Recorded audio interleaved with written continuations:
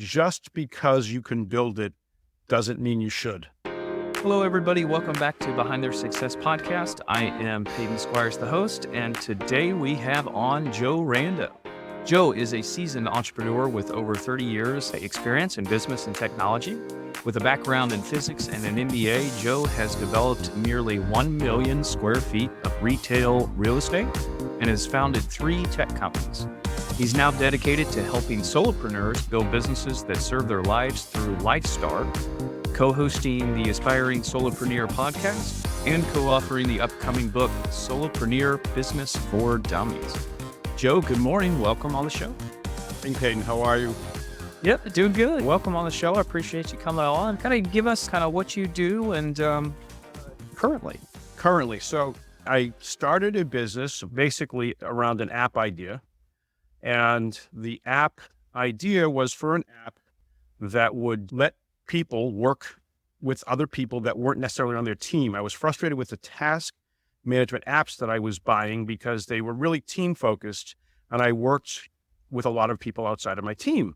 And I had a vision for it, and I started to build it because, that's kind of what I like to do is build stuff. And I had a marketing person, Carly Reese, who's co-authoring the book with me, say, gee, who are we going to target with this? People that want to work beyond their team isn't really a thing. And I'm like, yeah, good question.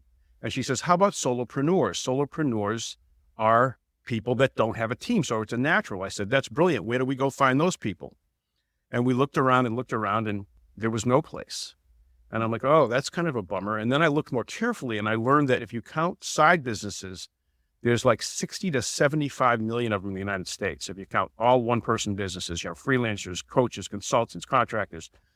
And I said, there should be a place. So I kind of pivoted, and having been a solopreneur and currently a solopreneur, said, let's figure out how to bring these people together and help them. So I did a bunch of research. I put a survey out, did over 300 one-person businesses, and found out that regardless of what they did, regardless of what they called themselves, they all shared the same challenges, which is lead generation, sales, and managing their time and processes so they have a life.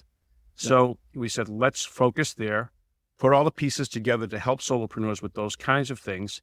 And we've got a multi-pronged approach with community, with courses, with office hours, accountability groups, all coming out in January of 25. So that's how I got here. Like I said, I've been a solopreneur a couple of times. I was a solopreneur real estate developer and solopreneur now. So that's kind of the thumbnail on that. Yeah. So you're helping solo entrepreneurs, and I work with a lot of those people, or at least did definitely in my past with a lot of startups and solo entrepreneurs and, kind of in my business in the tax and wealth. Mm-hmm. And, they need a lot of help, right? They may be a great practitioner, they may be a great accountant or a great lawyer or a great whatever, but you're right. They don't know anything about running a business. And same here, it's I have a business background and got those degrees, but still at the same time, I didn't know what I was doing 10 years ago when I started this up. Some of the stuff you learn right at, on the ground, not in the classroom. Yeah. Oh yeah, for sure. And I think the real stuff is really what you learn in the arena when you're getting punched in the mouth. So kind of tell us how you come in and help people. Well, again, it's one of these things where we kind of narrowed down the challenges. We do some ancillary stuff, but it really comes down to helping people figure out how to do lead gen, how to close sales, and how to run the business in a way that, lets them have a life. Because, and let me back up, because my entire premise here is that if you're smart, you're not starting a one-person business to get as wealthy as you can. You're not starting it to try to make Forbes, wealthiest list. You're starting a one-person business to serve some goals in your life beyond income. Because if you want income, why would you give up the most powerful scaling tool, which is employees? It makes no sense, right? So this is about life, right? It starts with helping people figure out what their goals are. Why are you doing this, right? So when you start there and then you start thinking through what you're going to do, you can design a business that's actually going to serve those goals. If you just go, hey, I'm going to do this, you can wake up one day and go, I really didn't want to have to travel. And here I am traveling every other week for, 3 days or whatever. And it's like, you really need to think those things through and build it out. So we built something called the Solopreneur Success Cycle, which starts with goals and then moves to kind of, envisioning your business and then, kind of making the decisions and designing your business and then actually building it and then operating and learning and then circling back to reimagining your business and then making decisions and then making changes and back into operation. So this kind of continuous cycle of improvement or change. And it might not be that you're improving revenue. It might be you're improving your lifestyle. It might be that you're reacting to changes in the environment. I mean, AI has certainly, caused a lot of people to have to do some thinking about how they're doing stuff. So this is the process we've designed. It's the process we're building Solopreneur Business for Dummies on. And it's really effective. It really, really is. So, and I learned it because I didn't do it. Right. And that's always the case. If somebody's great at something, they never have an ability to teach it because it's just like, hey, that's what you do, right? But when you screw it up, when you do it wrong, when you wind up in a business you don't want to run, you start thinking real hard about, what it means to have that happen. So, that's kind of the big picture. It's specifically, how do we do it? We do it with online events, bringing people together, networking, community, like, 24/7 community for people to just not be alone. We're doing it with accountability groups. So, get 4 people together once a week to kind of say, hey, did you do what you said you were going to do? Very powerful. We're doing it. We've got an AI trained to answer business questions from a solopreneur business perspective, right? If you look at AI in general, the advice you get, because it's the average of the internet, the advice you get is a lot of times appropriate for either an employee-based business or a subject matter expert. And neither of those apply to solopreneurs. Solopreneurs need that 20% of the effort that's going to yield the 80% of the results. And so that's how we're focusing on thinking this. So I almost consider myself to be kind of a translator in a sense, to say, this is search engine optimization, right? Okay, you go to ChatGPT or go to the internet, it's like, oh, do this, keywords, blah, blah, blah. And it's like, for a solopreneur, well, how many customers do you need? If you only need 6 or 8 customers, what the heck do you care about optimizing your website? And, just go out and network, so these are the kinds of changes that you have to think through when you're talking about a one-person business. Yeah, for sure. And I, thinking about my own journey and starting my own business, I didn't really have a why for starting my business or a vision for the business other than like, hey, I don't want to work at my job anymore. So I was quit and start my own thing. And I was like, very common. And the goal was make money, right? Which like you said, it's very easy to, if that's your only path or goal, like it's very easy to build something that doesn't serve your personal life, right? And solo entrepreneurs, and especially people that are good and driven and different things, that they'll build, they may have left a corporate prison and have immediately built a new one with them pretty quick, right? Yeah, my friend calls it building a crappy job. Yeah. It's really what you want to avoid. But I mean, when you say, you didn't have a goal, well, you did have a goal. You wanted to work for yourself. You didn't want to have a boss. And that probably, if you dig into that, well, why? This is one of the things we do. Like, why? Why did you want that? Well, why? Actually, why did you not want to work for your job anymore? I think it's because I see inefficiencies and think I can do it better, probably. Okay. So you wanted the ability to run the business in a better fashion. Why? Yeah, that's a great question. You keep getting his water. It's a 2-year-old. It's a 2-year-old approach, right? Well, yeah, I know it's a process like that. You keep asking why and get 4 or 5 levels down, but you get to the root, and it's real. I won't psychoanalyze you here, but I'm just thinking the answer. Why do inefficiencies bother me? I think it's just waste. I think I kind of came from a single mom background. Not that we were just like crazy poor or anything, but I'd say we had less than others. But it was, I think waste bothers me. I think that's like the scarcity kind of mindset, right? Growing up. My wife is the same. Kind of why I went into money and finance and that kind of stuff, right? Yeah, my wife is exactly like you. Like any waste, you leave a light on. Like, why'd you leave the light on? Yeah, I go around and lots of all time, right? So that makes sense. I mean, we could probably dig deeper, but we don't want to do that here. But that's the point, is like, why do you want to do this? Because it's not easy. Like my favorite meme in the world, okay? And I put this on every once in a while. I post it on LinkedIn just for fun, but it says, we do this. It's a big banner. It says, we do this not because it is easy. And then a small print says, but because we thought it would be easy. And this is the story of every entrepreneur or solopreneur. It's my story. Every time I got it figured out, 3 years, we're going to be this, that, and, and it's 3 years turns into 10. Yep. And it's still worth it. But it's like, if you weren't the optimist, if you weren't like, okay, this is going to be easy, you wouldn't do it. If you knew how hard it was going to be, you wouldn't do it, but then you do it and you're glad you did. Yeah, you're totally right. Alex Ramosi, who I listen to a lot of podcast guy, talks about the kind of the woman in the red dress, and he's talking in fashion of like distractions for entrepreneurs and whatnot. But like the point is, like, you see that attractive other opportunity, right? But you don't know the problems. You're like this irrational optimist because you have no idea. Like, you see this opportunity like, oh man, that'll be easy. If I just jump over there, I can make all this money. It's going to be so easy, whatever. And then you get over there and you're like, oh crap, there's all kinds of problems here that I don't know anything about. Right? Yeah, exactly. It's just, it looks simple on the surface, but when you dig in, you start seeing all the pitfalls. And then, even if you had it all figured out, then there's tech changes. I remember I have this book I'm going to write before I die called The Power of Procrastination. Because there are times when you see this thing, we got to do that, and then you don't get to it, and you're like so glad. Now, just a quick example: with the trade area systems, we had built a web app, and the web app was good, but my partner, who was the CTO and really smart in terms of tech, said, we really need to build this on Microsoft Silverlight because it'll be a lot more performative and all this stuff. We never had the bandwidth to make the transition, and then Microsoft turns around and says, we're going to sunset Silverlight. And a lot of our competitors were like, oh crap. And we're like, yeah.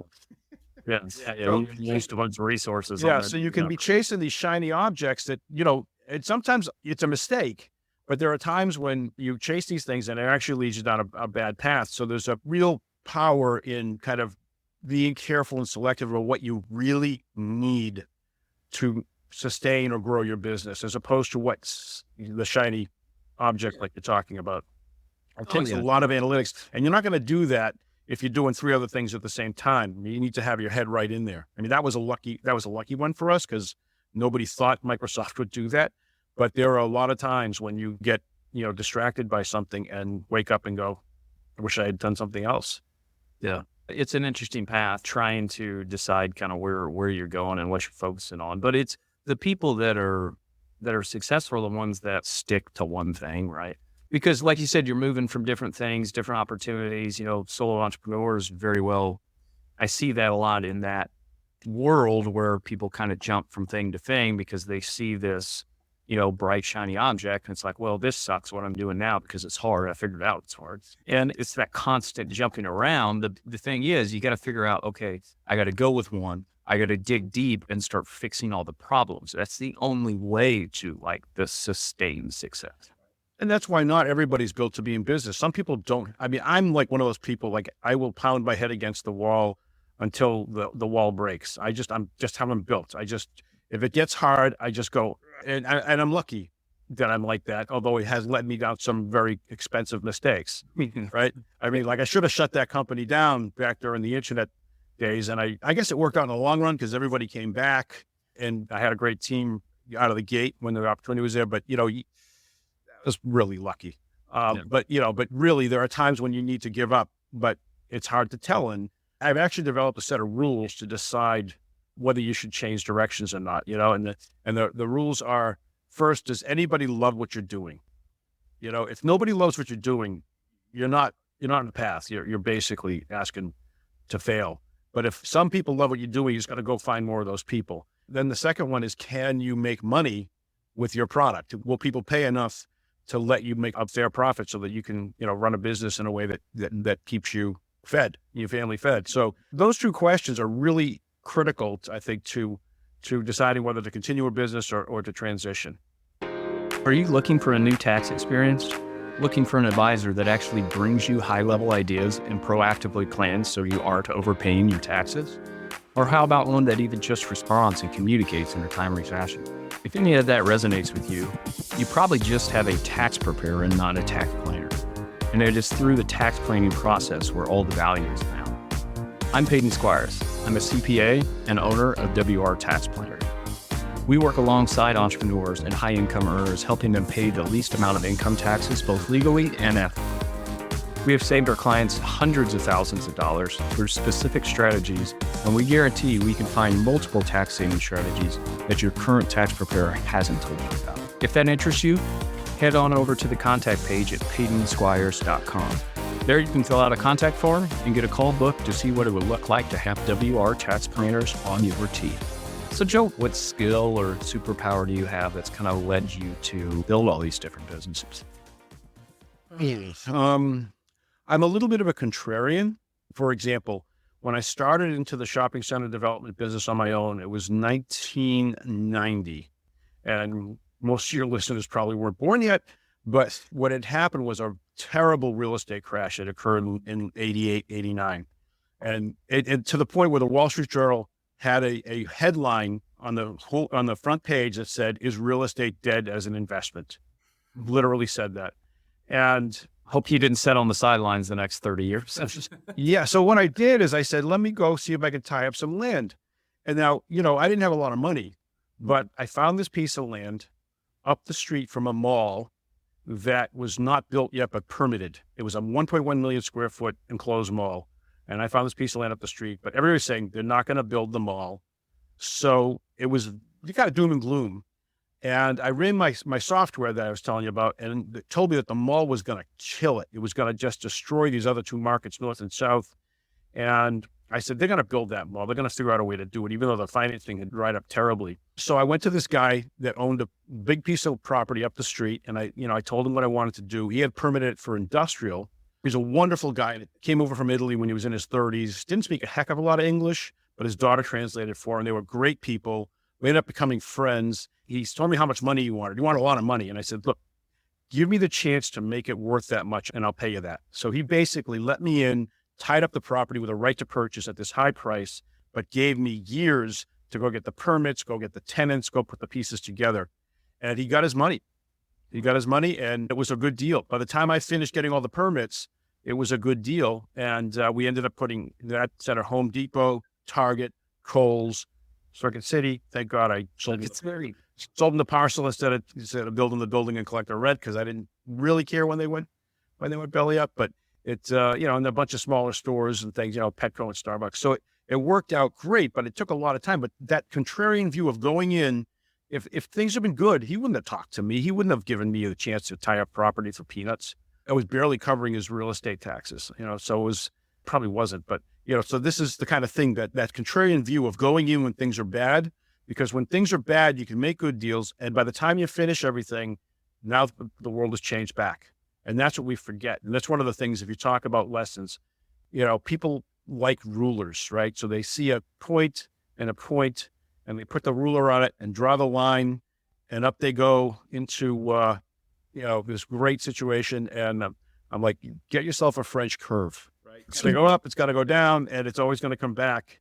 So, like in 2008, I was invested heavily in the stock market and rode that baby down, and I swore never again. I'm going to be ready when it hits the fan, that's what I'm buying. Yeah, I'm a contrarian guy as well, right? That's where all the opportunity's always at. And, being a contrarian, right? Anytime when there's blood on the streets like that, you talk about real estate's crashing or the stock market's crashing or whatever, that's screaming opportunity, right? For position. And that's why, a guy like Warren Buffett talks about, he's always got dry powder. He's always got cash. Yeah. And the reason he always has cash, and holding a bunch of cash in his position actually hurts his investment returns, right? Sure. Because he just has cash sitting there.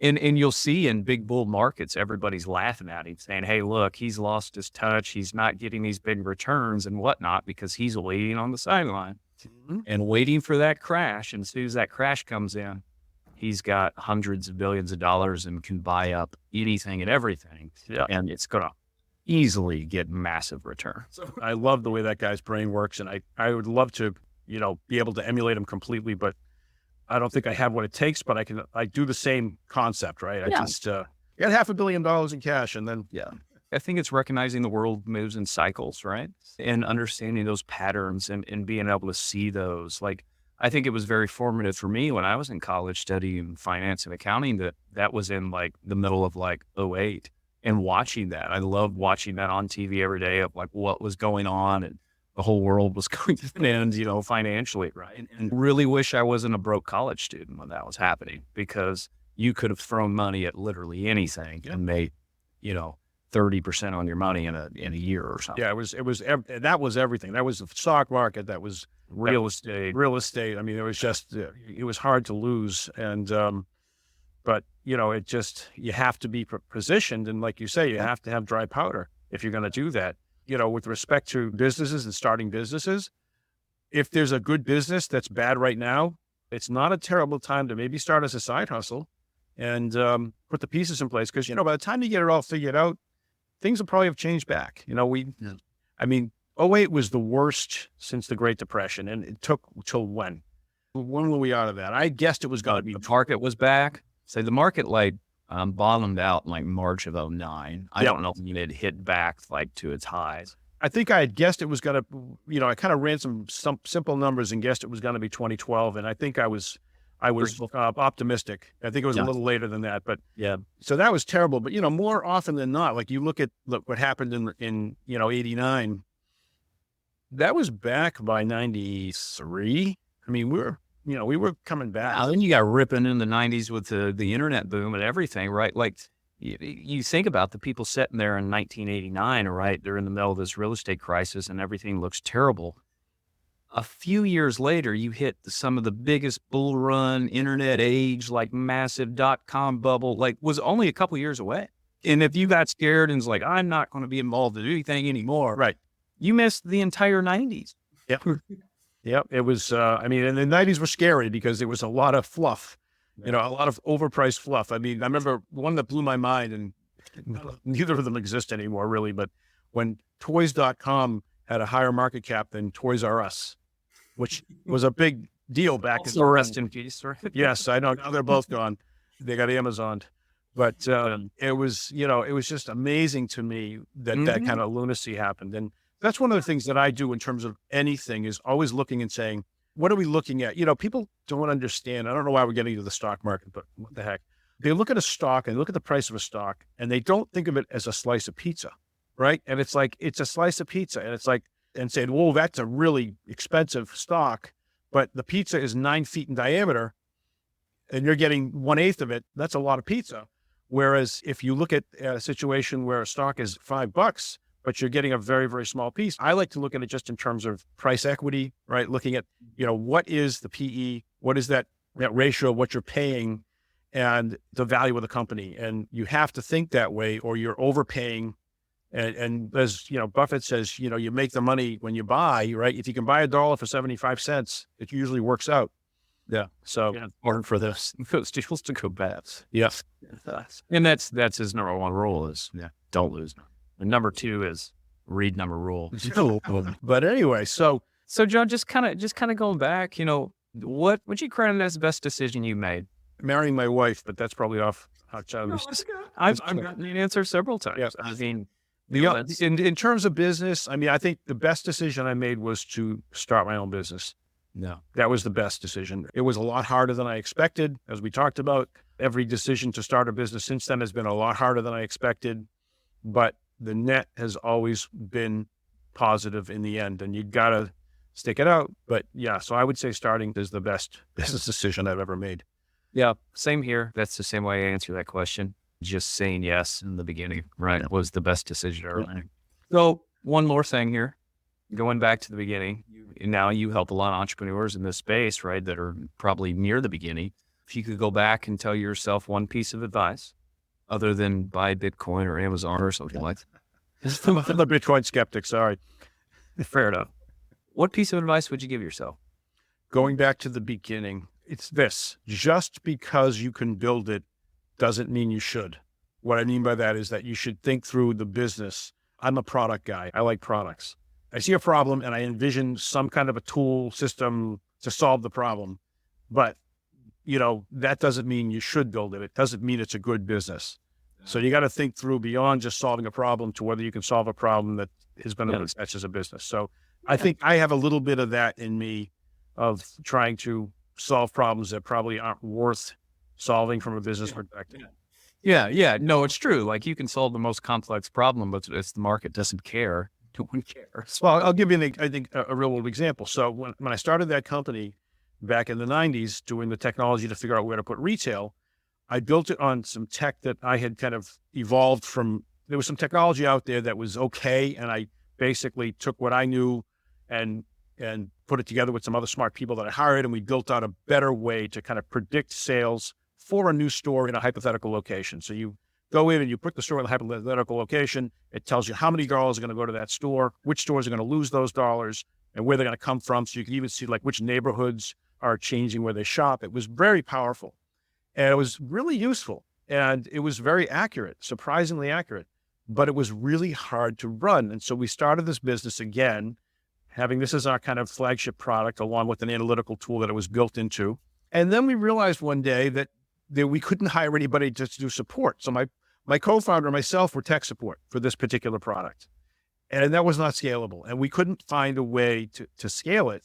And we had to make the decision to basically sunset the product, or at least, stop selling it to new clients, and change our focus over to kind of web apps, mobile apps, and more basic and analytical things for people. And it was one of those things where, we built a tool that we loved. It was great. It worked, but it wasn't a sustainable, scalable business. Yeah. And that's, advice around that, I think, for people would just be like, find ways you can test things as much as possible before you invest too many resources. Like find ways to split test or market test to like, hey, is this product fit a market, right? As quick as possible without dumping your whole life savings, whatever. I mean, it doesn't always work, but it's not a bad idea to just come up with a little elevator pitch for your idea, if it's an app or service or whatever, and just talk to the kind of people that you would want to sell it to. And if they go, boy, I would love that, that's at least an indicator that you can take it to the next step. If people are like, I don't get it, or I don't think I would use that, now you really want to rethink, but just ask. But people get afraid, especially when they're first starting a business. They don't want to tell anybody what they're going to do because everybody's going to steal their idea because it's that great.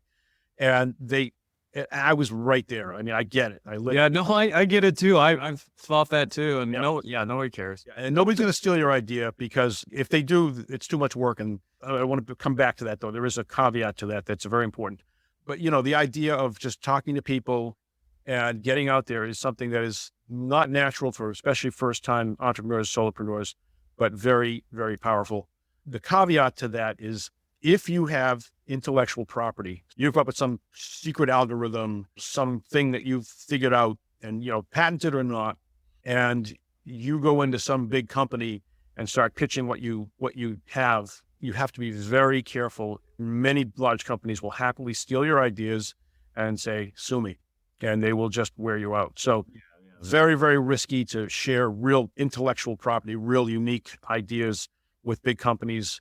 We sold that company, I think I told you about, in 2020, and the buyer wanted our source code before they bought to review the source code. And we're like, no, we're not giving you our source code, because you lose control of your source code. Now this company starts, and it turns out they were extremely ethical people. They were great, soup to nuts. But at the time, we didn't know who they were. Yeah, sure. We were like, no, we're not doing it. We'll blow the deal. We're not giving you our source code because it's just too risky to give away that kind of level of intellectual property. So just a caveat, go out there, talk your idea up, get feedback, but don't share your IP. There's kind of a movie from maybe 20 years ago or something. It was called like Flash of Genius. It was the guy that invented intermittent windshield wipers for like cars. And Ford just straight up stole it from him. It's Japan, right? Yeah, he had a patent, and he fought Ford for like 30 years before he was finally vindicated and won in court that they stole his intermittent. Yeah, I remember the story. Yeah, I think it happened with the laser too. I think there was a guy, his name Gould or something, and he had a patent on the laser, and everybody starts making lasers, and he's like, hey, it took him forever. I don't know. I don't even know what happened with that one, whether he ever was able to get paid. But yeah, that's interesting. Yeah, it's good stuff. So, Joe, great conversation today. You know, what's a way people connect with you or get to know more about Lifestar or your. So the website is Lifestar with 2 R's. So it's a star. The Lifestar with 1 R is the, medevac helicopters. So, but Lifestar with 2 R's.com. My email address is joe@lifestar.com. And you can connect with me on Facebook. Just search Joe Rando and you'll see me. I'll pop up in the short list. So very cool. Very cool, Joe. I appreciate you coming on. Anything else you want to leave for the listeners? I mean, if you like this kind of stuff, you're a solopreneur, interested in becoming one, we have a podcast called The Aspiring Solopreneur. It's available on all podcast platforms. You can also get a link to them from our website. But we love podcasts. We love doing podcasts. We love being on podcasts. And Carly, Reese, and I are, just real fans of the whole podcast concept. So, and then beyond that, if you go to our website, we have a free tier called Lifestar Intro. It comes with some really cool stuff and 2 live events a month, and virtual. But you're welcome to come to, and lots going on there. Free community, lots of free stuff. So please feel free to do that if you're either a solopreneur or thinking about becoming one. Yeah, that's awesome. Yeah, that's awesome, Joe. You got a lot of great free advice and resources for entrepreneurs out there to make that jump and get rocking on their own. Well, Joe, I appreciate you. Thank you for coming on. And listeners, we will catch you next time. Thank you so much for listening to the podcast. If you found it valuable, please rate, review, and share it. That is the best way to help us build this and reach more people, as we're trying to accomplish our goal of help creating more healthy, wealthy, and wise entrepreneurs. You can follow us on social media by searching for me, Peyton Squires, or going to PeytonSquires.com. On the website and social media, we're always sharing tips of personal growth, and there we can actually interact. I'm looking forward to it. Thanks, guys.